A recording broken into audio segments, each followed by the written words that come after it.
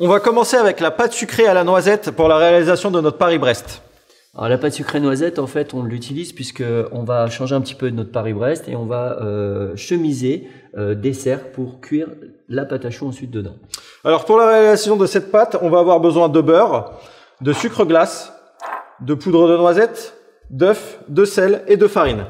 On va commencer par tamiser tous les ingrédients et après on va pouvoir réaliser notre pâte. On va s'aider d'un tamis. Alors l'intérêt d'utiliser un tamis quand vous faites une recette comme ça, c'est que ça permet d'aérer la farine et donc de retirer les grains bien sûr, et de faciliter le mélange. On va aussi pouvoir tamiser la poudre de noisette en sachant que ça on va pouvoir le faire très brièvement parce qu'il y a toujours des petits morceaux de copeaux de peau. Du coup c'est vraiment très bref pour les poudres de noisette et le sucre glace.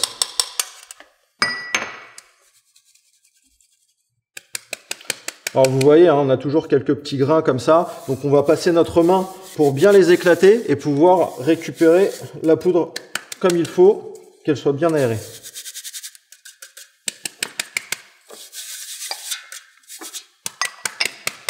On va procéder au sablage, c'est-à-dire incorporer le beurre dans nos extraits secs. Alors ça va nous servir à quoi de style sablage? Alors tout simplement en fait on va pouvoir incorporer le beurre dans nos extraits secs. Donc le but du sablage hein, c'est exactement ça. Là on va couper un petit peu le beurre. Alors il faut qu'il soit quand même relativement froid pour pouvoir faire un sablage correct, pour pas faire fondre la matière grasse. Parce que le point de fusion du beurre est à 40 degrés. Si on le chauffe trop en fait on va avoir quelque chose d'assez huileux. On va rester sur une pâte qui va suinter un peu. Donc avoir un beurre relativement froid pour faire le sablage. Voilà, on le coupe en petits morceaux comme ça.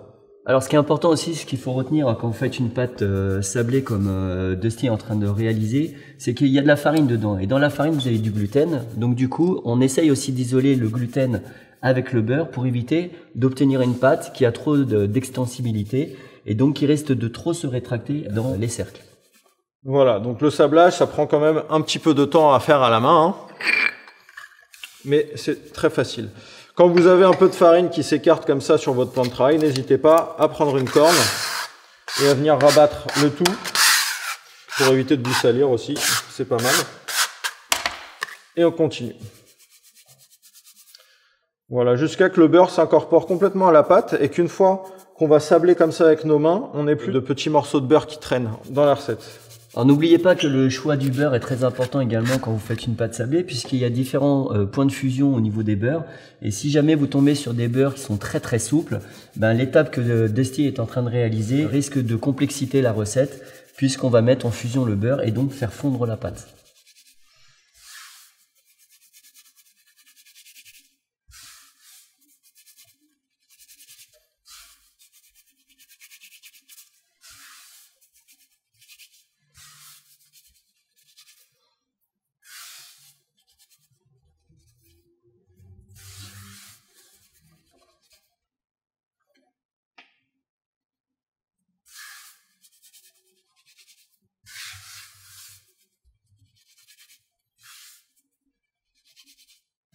Alors on n'hésite pas, hein. On ramène bien toute la matière sur le centre et on continue notre sablage. Ça peut sembler un petit peu long, mais en même temps, pour avoir une belle pâte, il faut prendre le temps de la réalisation et de vraiment bien incorporer le beurre à nos extraits secs. Alors c'est un geste simple.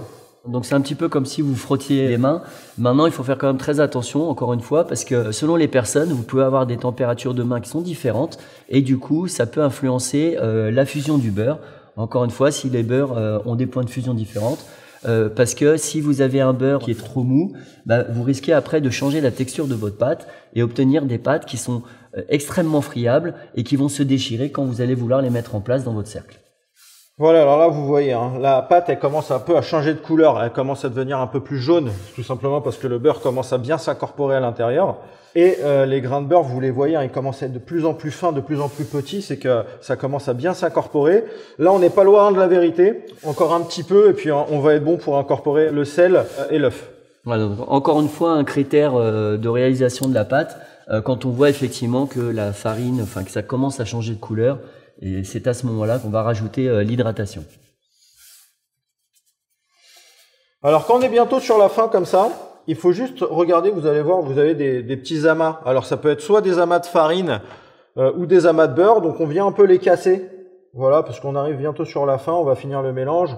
Et on vient les casser les plus gros, tout simplement pour affiner encore plus notre mélange. Et on va pouvoir incorporer les œufs plus facilement en fait. Vous voyez là, il y a des petits morceaux, hop, je viens les casser. Et souvent, en plus, c'est des amalgames de farine et de beurre qui se font, donc le mélange est quasiment fait là-dessus.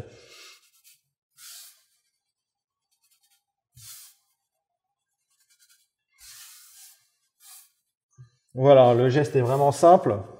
C'est vraiment très facile, il n'y a rien de compliqué. Alors ce genre de recette que Dusty est en train de vous faire à la main peut bien évidemment se faire également au robot. Et dans ce cas, vous prenez votre batteur et la feuille du batteur pour obtenir la même texture. Voilà, alors un point aussi également important. Quand vous faites votre sablage comme je suis en train de faire, il faut vraiment en fait sabler. Il ne faut pas appuyer, il ne faut pas faire d'amalgame en fait, parce que plus vous allez appuyer, vous allez créer une pâte. Nous, ce qu'on veut, c'est vraiment du sablage. Donc en fait, je frotte mes mains sans appuyer, parce que si j'appuie, je vais créer une boule en fait. Et du coup, après, quand je vais vouloir incorporer mes extraits liquides, eh ben, ça va être très compliqué si on a un amalgame de pâte qui se forme déjà de base. Donc c'est vraiment du frottage de main sans appuyer. Voilà, là on n'est pas loin, on va arrêter à ce moment-là. Moi je trouve que c'est pas mal. Et en fait, par la suite, on réunit comme on fait généralement pour nettoyer notre table. On récupère un maximum de matière pour pas avoir de perte. D'accord? Parce qu'il faut savoir que toute la matière qui est sur la table, c'est des matières pesées. Donc quand vous en avez besoin pour faire une recette, si vous en perdez la moitié sur votre table, bah, c'est pas intéressant. Donc, il vaut mieux tout récupérer. On va créer un petit puits, tout simplement pour incorporer notre sel et notre œuf. Voilà. On récupère toute la matière également. Et là, on vient gentiment ramener un peu d'extrait sec dans les extraits liquides. On mélange jusqu'à l'obtention d'une espèce de petite pâte. Et après, on va venir finir le mélange à la corne. Et moi, je finis le mélange à la corne tout simplement pour éviter un maximum de phraser ma pâte et d'incorporer en fait du corps. Alors encore une fois, on parle de la farine. La farine, donc il y a du gluten dedans. Le gluten va chercher à devenir élastique en présence d'humidité. Donc plus vous travaillez une pâte sucrée, plus vous allez travailler donc sur l'élasticité, c'est-à-dire le corps de votre pâte. Et cette pâte qui normalement est une pâte sablée, donc qui doit être friable, va prendre donc ce qu'on appelle nous de la force et risque de se rétracter de trop à la cuisson. Voilà, donc en fait, on va venir mettre des petits coups de corne comme ça pour incorporer le liquide aux extraits secs. Tout simplement. Et en fait, plus on va couper la pâte, plus va se former la pâte, justement. Et sur la fin, on viendra juste phraser un petit peu. Et je vous montrerai ce que c'est le phrasage une fois que ma pâte va commencer à se former. Alors en pâtisserie, nous, ce qu'on appelle le phrasage, c'est toujours la première partie d'une pâte. Donc en l'occurrence, donc la pâte sablée, on va s'arrêter à la première partie, c'est-à-dire le phrasage. Et quand on est sur d'autres pâtes, on parle de pétrissage, comme par exemple les croissants. Alors vous voyez, hein, plus je coupe, plus ma pâte commence à se former. On le sent, hein, ça s'amalgame, vous voyez. Là, la texture de la pâte commence à changer. On va continuer ce système parce que justement, bah, ça va éviter l'élasticité, hein, comme je l'ai dit tout à l'heure. Ça va éviter d'apporter du corps à notre pâte. Alors, une fois que vraiment l'extrait sec, vous voyez qu'il a quasiment complètement disparu. Hein.